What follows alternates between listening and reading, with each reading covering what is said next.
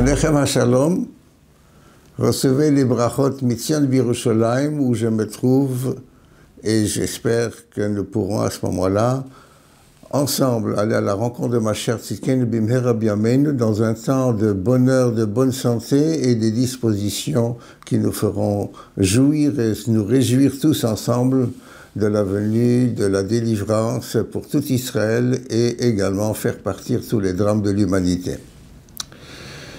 Nous avons dans cette sidra qui s'appelle Toldot le verset suivant. Vele Toldot Yitzhak ben Avraham, Avraham holidet Yitzhak.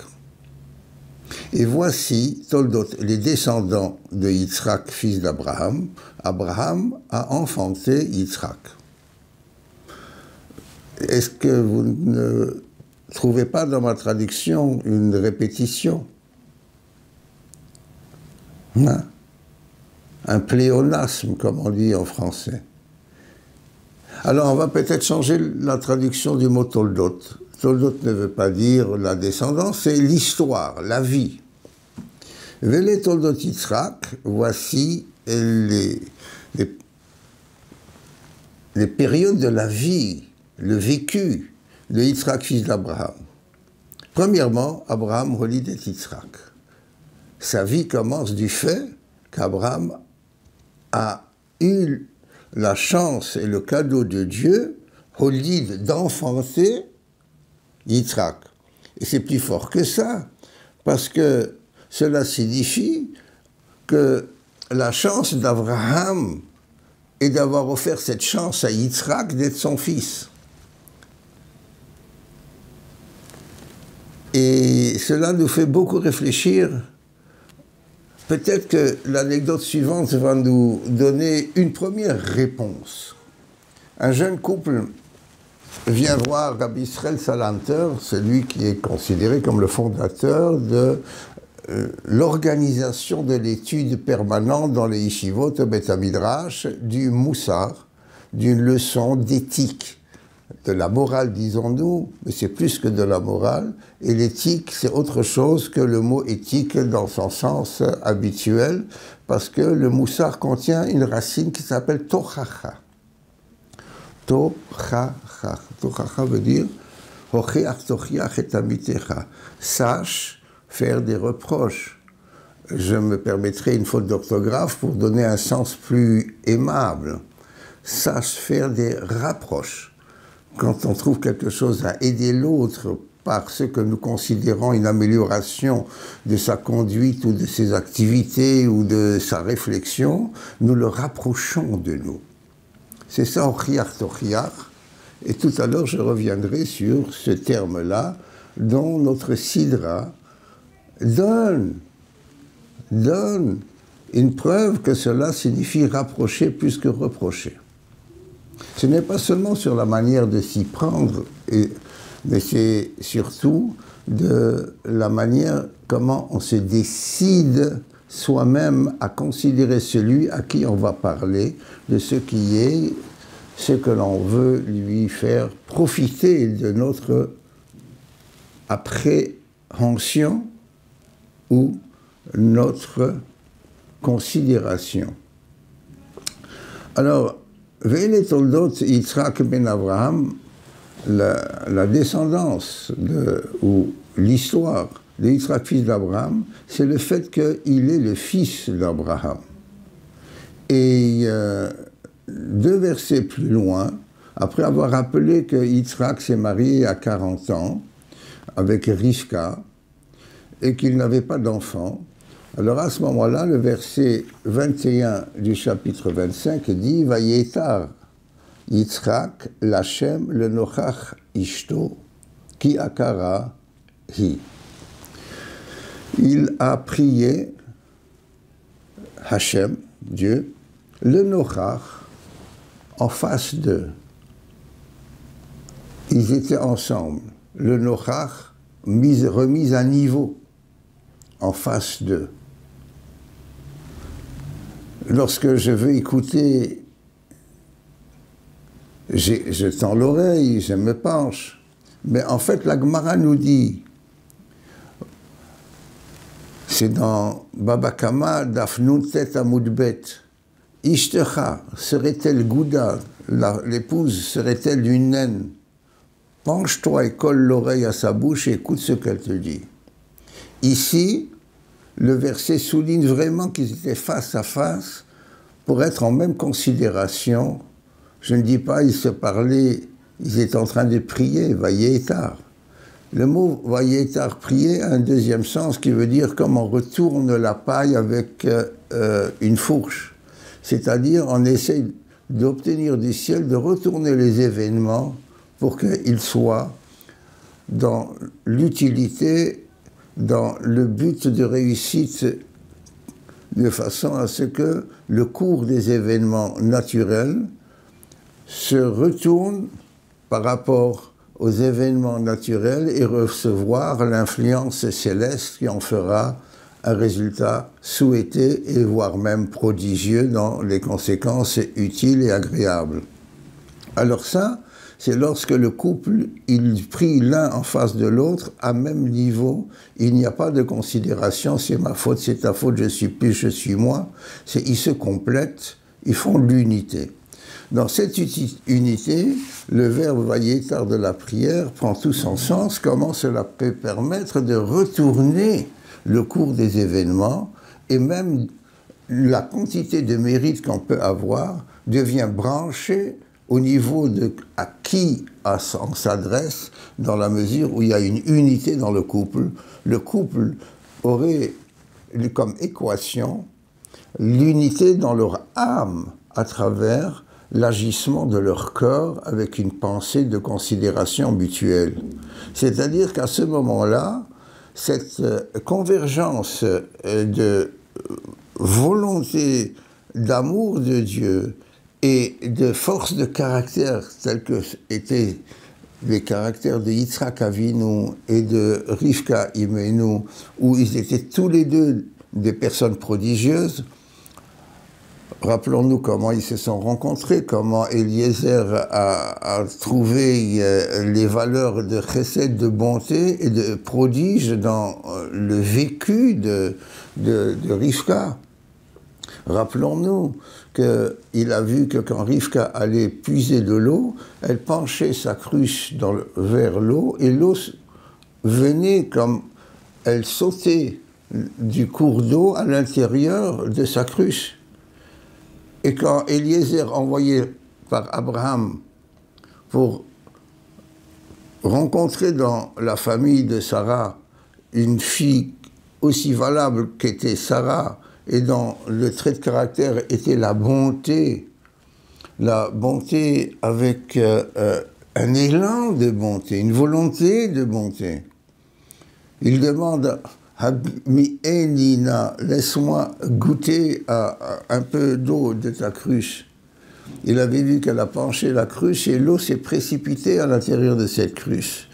N'est-ce pas? Alors il dit, tu vas voir que nous sommes de la même famille, je représente Avraham Avinu et je représente son fils qui sera ton prince, qui sera ton époux, vous serez les patriarches de Klal Israël.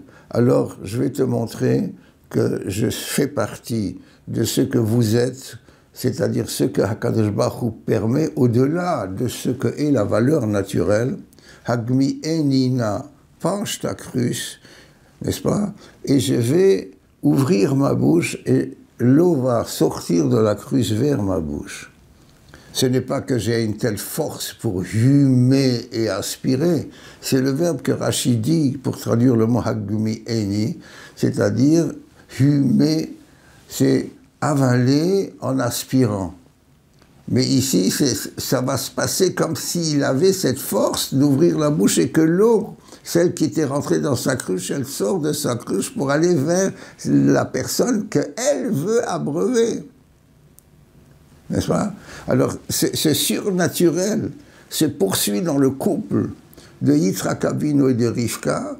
Ils prient ensemble en sachant qu'Akadosh Baruch Hu fait avancer l'événement naturel au-delà du surnaturel, et pourtant, ils sont stériles, parce qu'Hachem veut qu'ils prient. Il veut que réussit cette anecdote que j'ai commencé à dire. Un couple qui vient voir Rabbi Israël Salanter, celui qui a été fondateur de l'organisation de l'étude du Moussa dans les yeshivot, etc. Eh bien, un couple vient avec leur premier enfant pour dire au Rebbe, demander à Rabbi Israël Salanter de le bénir pour que sa vie soit réussie, etc. et de leur donner un conseil. Il dit, il a quel âge, l'enfant? Oh, à peine quelques mois. Oh là là, c'est maintenant que vous venez. Mais comment auriez-vous voulu que nous venions, Rav? C'est la première occasion qu'on a trouvée. Il dit, mais comprenez, l'éducation et le savoir et vouloir bien éduquer de l'enfant commence 20 ans avant le mariage des parents. Avez-vous pensé à cela déjà? Voilà ce que signifie ici. Quand le verset me dit, voilà l'histoire de Yitzhak, fils d'Abraham, n'est-ce pas? Et cela va être également la suite avec Rivka, leur enfant, leur engendrement, ils disent leur engendrement de l'enfant et l'éducation commence quand Abraham a donné naissance déjà au père. C'est pas à 20 ans avant son mariage, il s'est marié à 40 ans. C'est pas à 20 ans qu'il a commencé à penser. Cette histoire de l'enfant, c'est déjà quand c'était son papa lui-même qu'il a conçu. J'ai bien dit le mot concevoir. Cette traduction convient et correspond à un terme hébreu. Da'at, la connaissance. Elle est peut-être fondamentale, elle peut être supérieure, mais Adam Yada et Chava Ishto. Le premier homme a engendré, il a conçu avec sa femme. Da'at peut éventuellement supporter cette traduction de concevoir. Mais c'est plus haut que ça parce que le da'at signifie que l'engendrement n'est pas seulement avec une glande, la semence qui sort n'est pas simplement ce que le corps donne, mais c'est au niveau du cerveau qu'il y a effectivement cette semence, et plus haut que le cerveau, dans le ruach, dans l'esprit, qui vient de la neshama, il y a le lien qui est en permanence connecté avec la présence divine et l'énergie divine qui est en chacun de nous et qui va passer dans l'enfant. De la manière comment ils vivent ensemble, HaKadosh Baruch Hu choisit les qualités à travers leur volonté et leur pensée, et cela est d'autant plus fort pour l'épouse, parce que l'épouse, quand elle a l'acte de conception pour enfanter, elle a déjà en elle au moins quelques 500 ovules qui sont différentes. Et chaque ovule contient des, on va dire, des quantités de traits d'héritage de ce que sont les germes qui peuvent être fécondés en recevant ce que les parents ont reçu de leurs parents et ainsi de suite. Le dosage et les compositions entre ce que leur pensée intime et la générosité sentimentale entre eux pour être agréable à l'autre et non pas seulement comme cela arrive, ils veulent profiter et ils font des erreurs fondamentales quand il dit qu'il aime, il ne peut pas se passer d'elle. Il avoue qu'en fait, il s'aime lui-même. Il s'aime comme celui qui dirait qu'il aime une pomme et il n'en reste qu'un trognon, parce qu'il l'a consommé, c'est lui-même qui l'a aimé. Il s'agit de donner, il s'agit de se donner, il s'agit d'être inclus à l'intérieur de la présence divine avec la fonction souhaité par la mitzvah du mariage. Et c'est là que le verset redouble 2 fois, à savoir que cela est ce qui est donné, et que dans le résultat, ils sont conscients qu'Akadosh Baruch Hu les a rendus stériles, parce qu'il faut qu'ils prient il faut qu'ils affinent le programme en eux-mêmes avant que l'enfant puisse commencer à devenir un corps qui a reçu le programme de son âme au niveau de la commande voulue par Akadosh Baruch Hu. Et c'est ça qui est dans tous les versets que l'on vient de voir. Et lorsque j'ai dit tout à l'heure que l'eau est venue à la rencontre de la bouche même du serviteur Eliezer qui a utilisé le verbe Hagmi Enina, n'est-ce pas? C'est-à-dire laissez-moi aussi aspirer, et que Rachid traduit fumer, ça c'est dans Chaye Sarah la semaine dernière, au chapitre 24, verset 17, c'est que dans Hagmi Enina, vous reconnaissez qu'il y a le mot Gam aussi, et il y a le mot Ani aussi, et il y a 2 Yud, 3 Yud. Les lettres du Shem Hashem sont là. C'est-à-dire qu'entre la personne qui donne et la personne qui reçoit, ils mettent en commun à plusieurs niveaux et à plusieurs reprises le lien avec le Yud du nom de Dieu, qui est le signe céleste à l'intérieur de Alléluia, de ce que est la Neshama, délégation divine à l'intérieur du corps humain.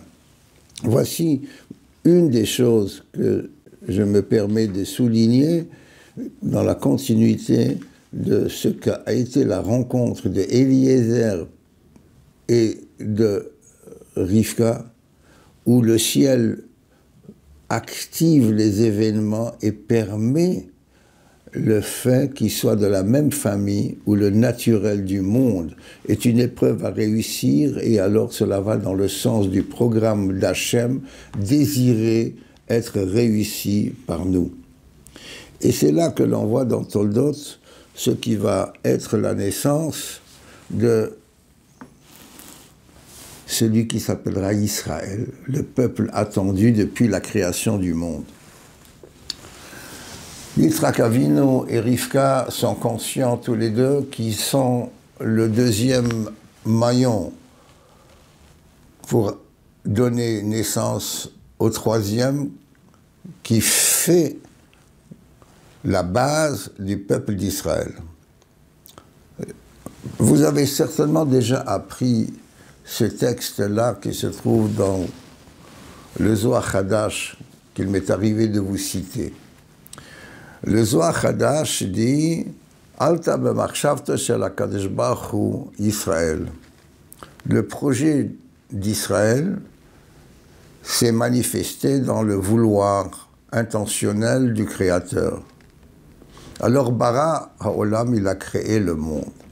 Il a créé le monde, le pire qu'avot nous disant que Asara Mamarot, je vous l'ai déjà peut-être dit, mais peut-être êtes-vous un auditeur nouveau, donc autant que vous le sachiez aussi, que par 10 paroles à travers les commandements de création comme Yehi Or, qui est de la lumière, il y a dans le chapitre de la Genèse de Bereshit Bara. Mais le premier mot qui a été dit dans Bereshit Bara n'est pas exprimé dans le texte. Et nos maîtres, dont le Baal Shem Tov nous dit, le projet de monter un univers à confier selon le programme de la Torah au peuple qui s'appelle Ra et qui s'appelle déjà Israël, c'est le premier mot qui a été prononcé, c'est Israël.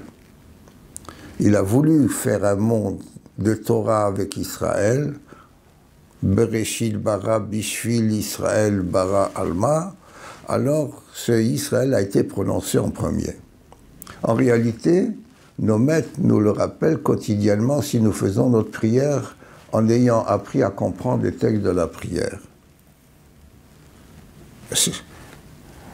Vous allez ouvrir le Sidour, et quand on commence les louanges, Psuke des Imra, nous disons le texte Baruch she'amar v'haya ha'olam, loué soit Dieu qui a parlé et le monde a été créé, Baruch she'amar, loué soit, soyons liés de louange et de reconnaissance à Dieu pour ce qu'il a fait, pour ce qui a suivi. Et ici, on nous demande que cet amour, ce souhait, ces louanges concernent quoi? V'haya olam. Shama? V'haya olam. Bara olam. Il a créé le monde. Ex nihilo, à partir de l'inexistant, de rien. Ce n'est pas une fabrication avec la matière. Ça, c'est le verbe yotzer. Yotzer, c'est l'artisan qui ajuste, forme, taille, etc. Yotzer, il donne forme à une matière déjà existante. Mais bara, c'est faire jaillir du non existant. Alors, c'est le mot Israël qui a donné cet univers avec son programme intégré qui est la Torah, la volonté d'Akadosh Baruch Hu. Eh bien, comme le texte qu'on a cité tout à l'heure et qui a été développé par le Baal Shem Tov, que l'expression de sa volonté, le projet Israël a été exprimé par la parole et a jailli dans Bereshit Bara, etc. Israël vaut combien? Nous l'avons déjà étudié ensemble. Israël, il y a Shin Ret, ça fait 300 pour Shin, Reish 200, ça fait 500. Ensuite, il y a au début Yud 510, après il y a 1, ça s'appelle donc 511, Lamed 30, 541. 541, ça s'écrit comment? Shin Reish, même Aleph. Shin et Reish, c'est 500, et Lamed 30, Yud 10, ça fait 40, Aleph 1, 541. Chez Amar et Israël ont la même valeur. C'est ce que nous disons dans la prière Baruch chez Amar.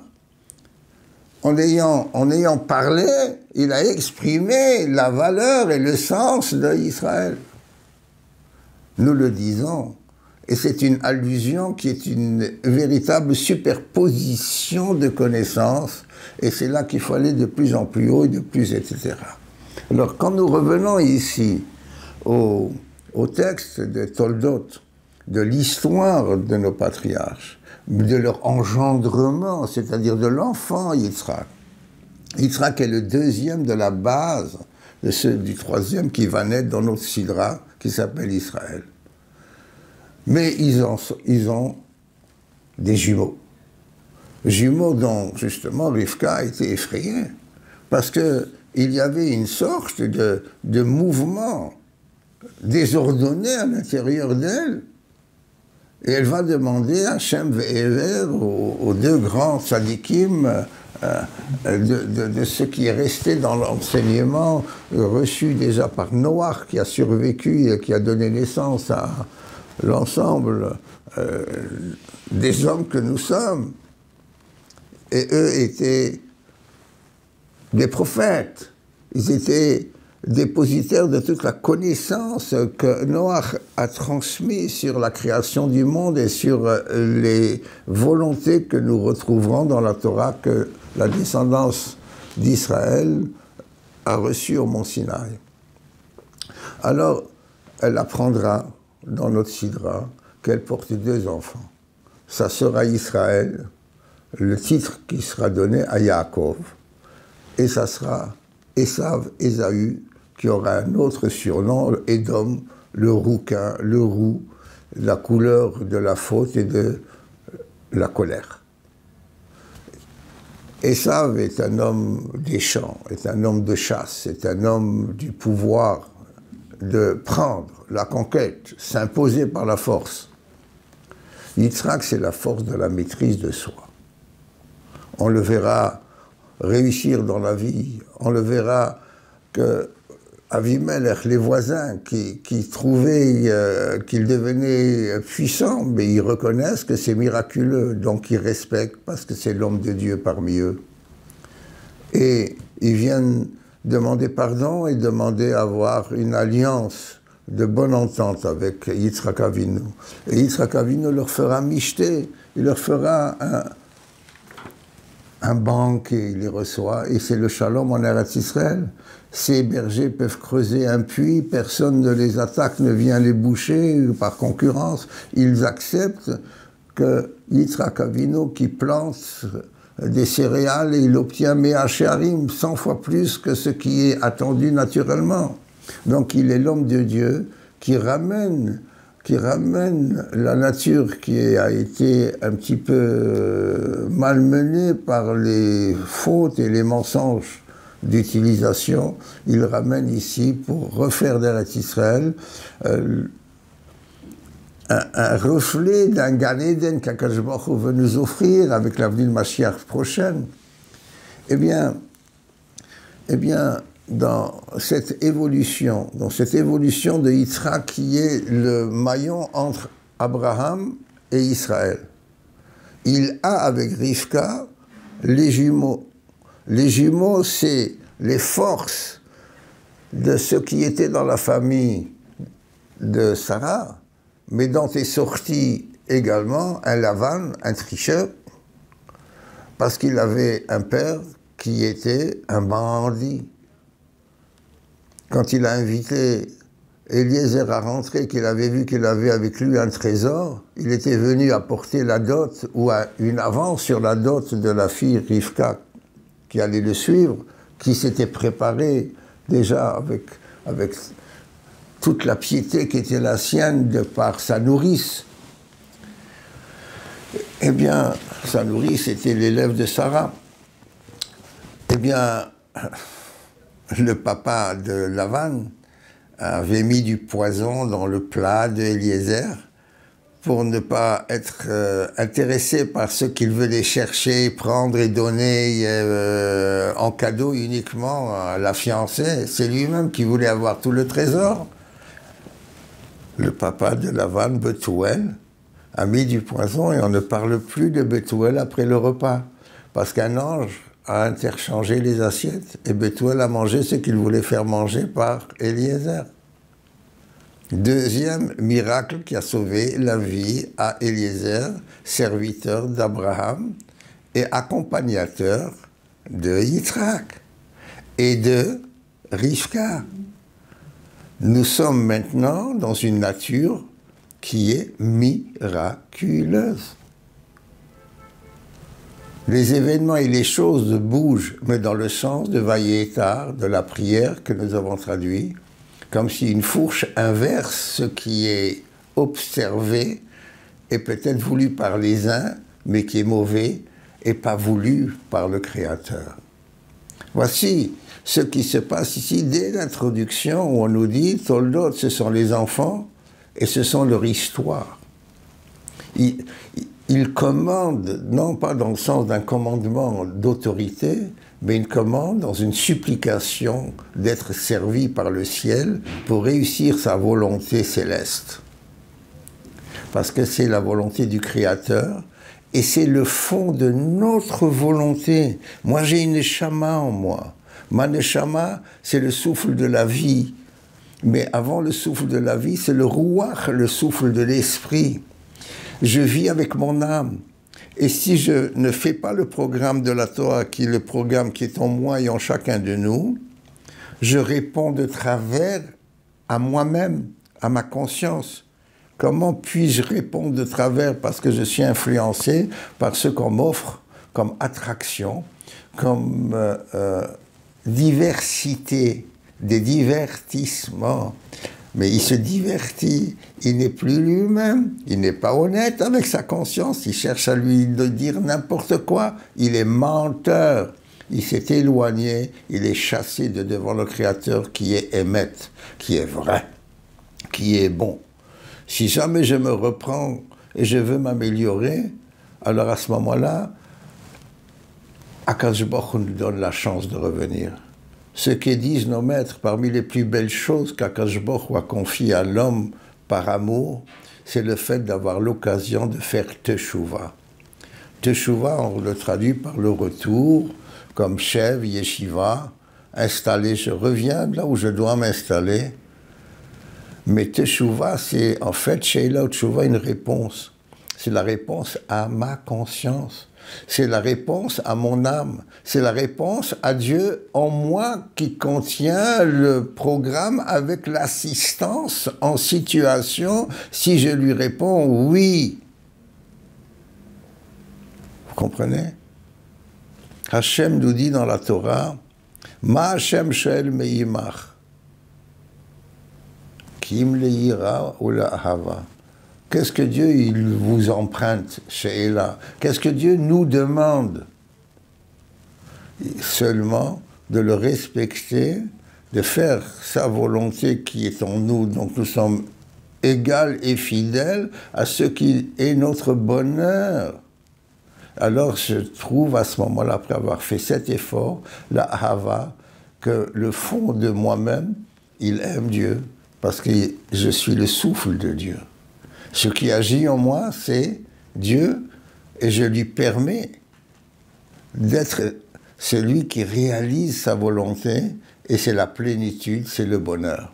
Et ça, c'est le renversement d'évacuer les divertissements et les tournures inverses qui se rencontrent dans le libre arbitre, dans lequel se perdra Ésaü, et que l'homme de vérité et de respect de Dieu sera Yitzhak. L'amour est planté, développé par Abraham et Sarah. Yitzhak et Rivka vont mettre le respect de la vérité, la force de caractère, le maintien de ce que est, je traduis par respect, et non pas le mot la crainte. Ils tremblent de fausser la chose. Parce qu'une fois que c'est faussé, c'est pas facile de réparer. C'est encore plus difficile lorsqu'on l'a fait plusieurs fois et qu'on a imaginé des justifications et que l'on risque d'être victime des habitudes. Les habitudes deviennent une seconde nature. Donc en lui peuvent s'installer tous les animaux de la terre et l'homme est plus dangereux, plus sauvage, plus cruel que les animaux. Les animaux se battent et même ils tuent, mais c'est pour manger ou se défendre.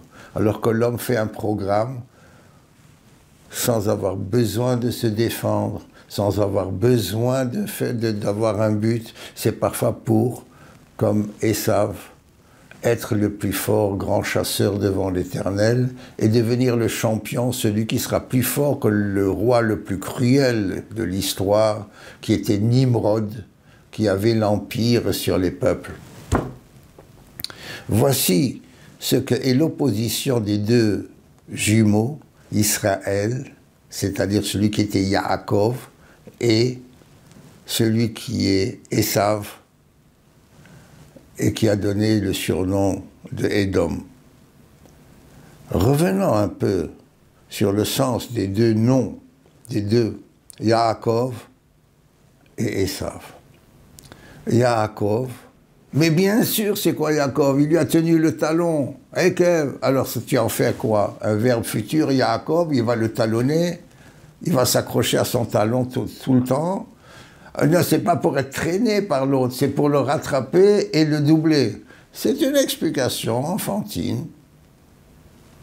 Parce que je rencontre le mot Ekev qui donne le titre d'une sidra. V'haya Ekev Tishmaun. Et c'est la conséquence de ce que vous êtes obéissant que la bénédiction s'installera. Que veut dire Ekev? Ce qui est la conséquence. S'il y a une conséquence, c'est qu'il y a un motif au départ, une cause. Donc le mot Ekev, c'est la cause et l'effet. Tout comme nous marchons et nous tenons debout sur notre talon. L'équilibre, la stature, la position, la démarche, de façon pratique, met en avant le rôle du talon. Et l'expression de dire qu'il a un talon d'Achille, c'est emprunté à l'histoire pour garder un concept. Mais le talon signifie ce qui supporte et ce qui apporte possibilité d'accrocher et de faire une suite. C'est à la fois la cause, grâce à quoi il y a, et c'est la conséquence, puisqu'il découle que. Eh bien, Ekev, c'est le nom donné à celui qui s'appellera Israël, et son programme c'est Yaakov. Il va installer la finalité voulue par Dieu. Il est la cause des bonnes conclusions et des conséquences. Il a un but. Tandis que Esav, Ishassadeh, il conquête. Il conquête, il commence par attraper des petits animaux quand c'est un enfant. Et il saisit. Et il maltraite les femmes après. C'est conquête. C'est un tricheur, un conquérant, ce que d'autres appellent des conquêtes. Non, non. C'est jonché de destruction. Et c'est complètement ravagé à l'intérieur de sa conscience. Il invente des plans diaboliques. Il est celui du rouge, interdit, adopté par les civilisations modernes. Il y a dans Esav une contradiction. Nous avons, avec nos maîtres, remarqué que la valeur numérique du mot Esav, Ayin, 70, Sin, 370, Vav, 376. Et nous prions tous les jours à Dieu de nous donner quelque chose qui vaut la valeur de 376. C'est le mot Shalom. Shin, Lamed, Vav, Mem. Lamed 30, Mem 40, ça fait 70, Vav 76 et Shin 376. Et ça avance dans le monde avec ses brutalités et il affiche. Mais moi je me soucie du Shalom, hein, n'est-ce pas? Il n'y a que des confrontations, il y a des provocations impossibles à accepter, et il détruit, et il attaque, et il se présente comme le salut dont on ne peut plus se passer. Ce n'est plus le shalom, c'est la pagaille installée, et un monde qui vit sur la menace et les armements. Face à cela, c'est l'homme calme de l'amour et de la vérité. Titen Emet le Yaakov, reconnaît la vérité, reconnaît l'amour de ce que Yaakov forme et fait le monde par le programme d'Israël, par la Torah. Ce sont les descendants d'Esav qui l'attaquent, le suspectent et lui font la guerre, pour ne pas dire les autodafés. Et combien de fois les descendants qui s'appellent Édom, le monde d'Ésaü, avec une centralité d'une religion issue du judaïsme qui veut la supplanter.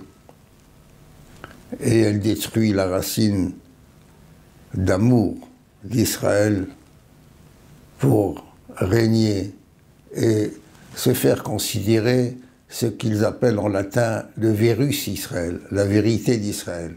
Mais il se trouve que le jeu de mots avec le français prend le mot virus du latin et d'en faire une verrue de la civilisation est tout à fait encore à l'ordre du jour, hélas, hélas, hélas.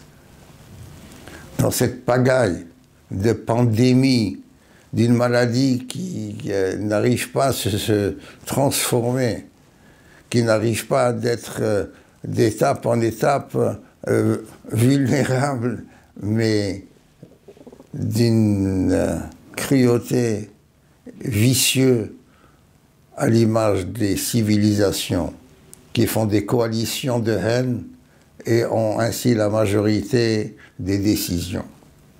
Quitte à ce qu'ils fassent des coalitions avec leurs ennemis en pensant qu'après avoir réglé ensemble le problème qui les concerne, ils se chargeront chacun de débarrasser de celui qu'il a pris comme compagnon de route dans une déroute générale.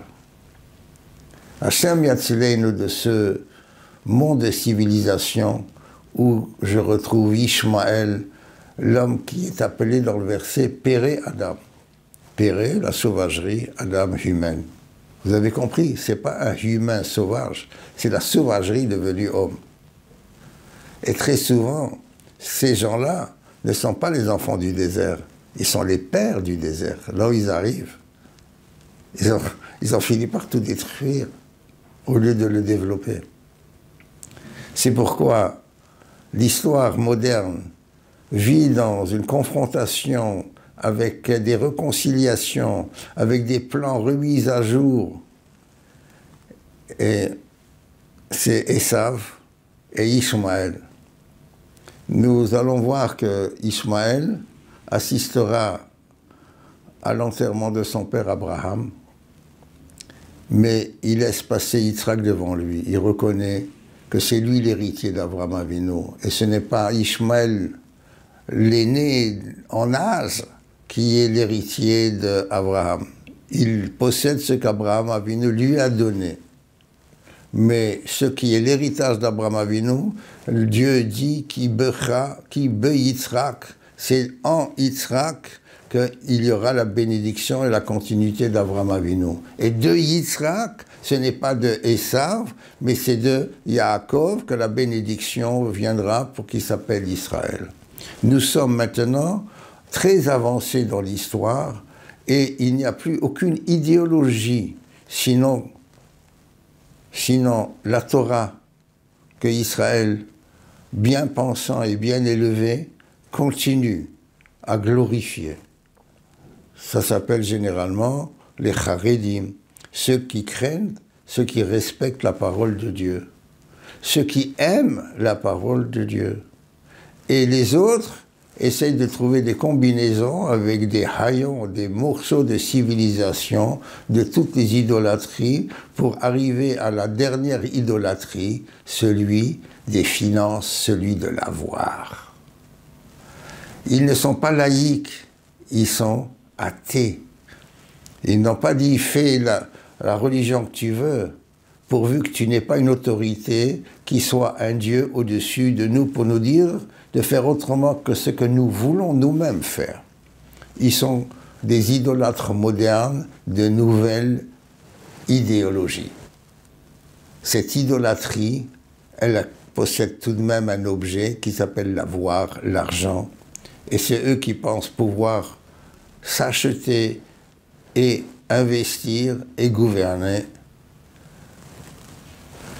La tricherie est également un de leurs atouts, mais en même temps des ratures qui sont des échecs dans lesquels succombent les uns après les autres, et ils s'opposent, et il n'y a plus la considération, la paix, c'est un monde de suspicion. Nous trouvons des hommes de bien, même parmi les nations, et nous les appelons Chassidei Umot HaOlam.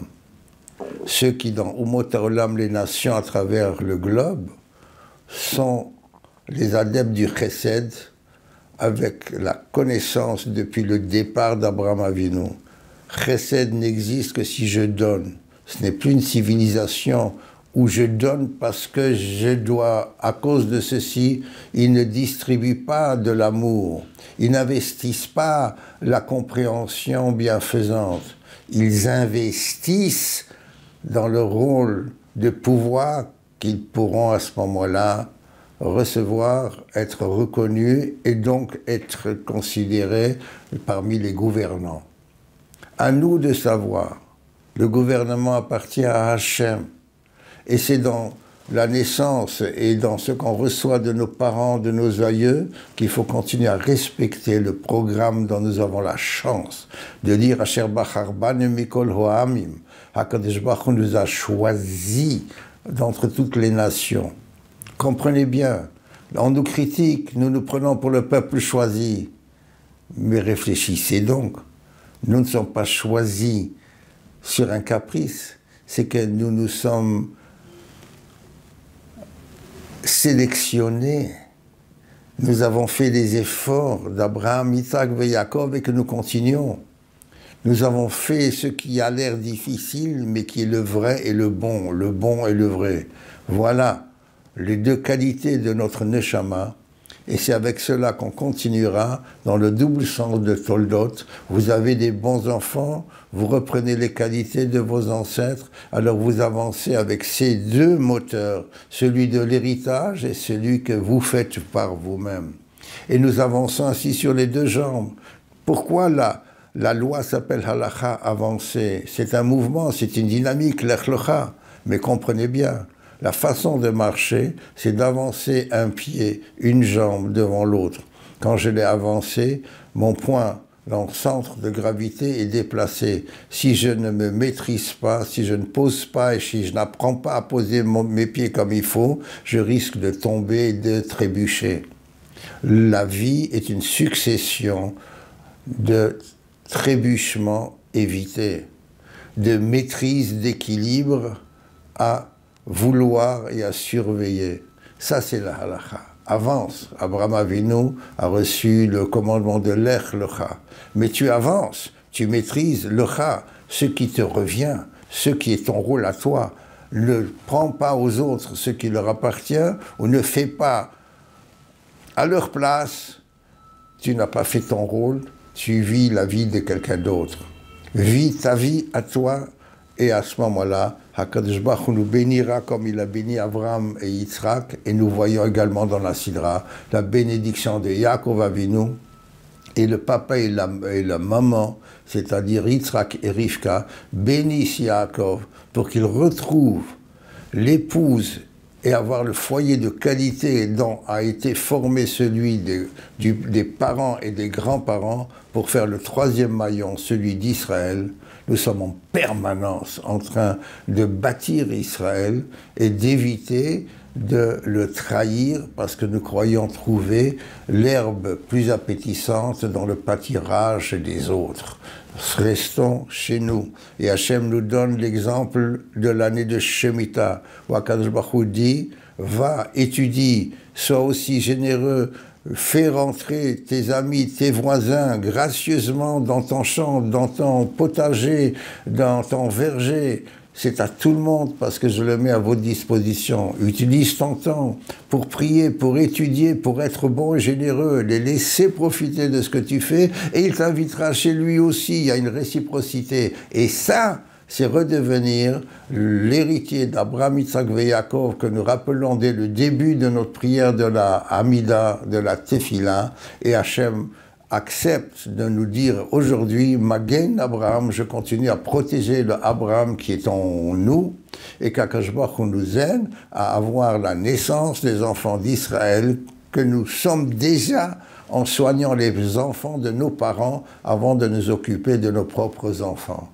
Parce que les enfants suivent et apprennent, sont éduqués beaucoup plus par ce qu'ils voient et entendent chez leurs parents que par ce qu'ils subissent parfois de correction ou de direction d'action. Le fait de nous voir être un exemple, c'est la réussite de ce que nous sommes.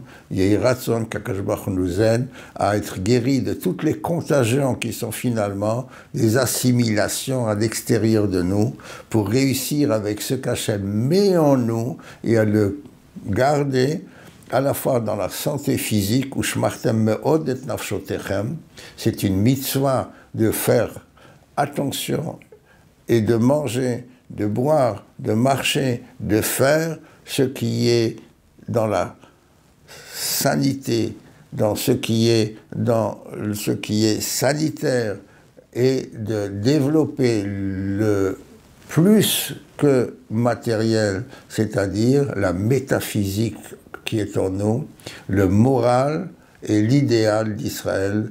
Nous sommes condamnés à bien réussir. C'est le programme de notre Sidra.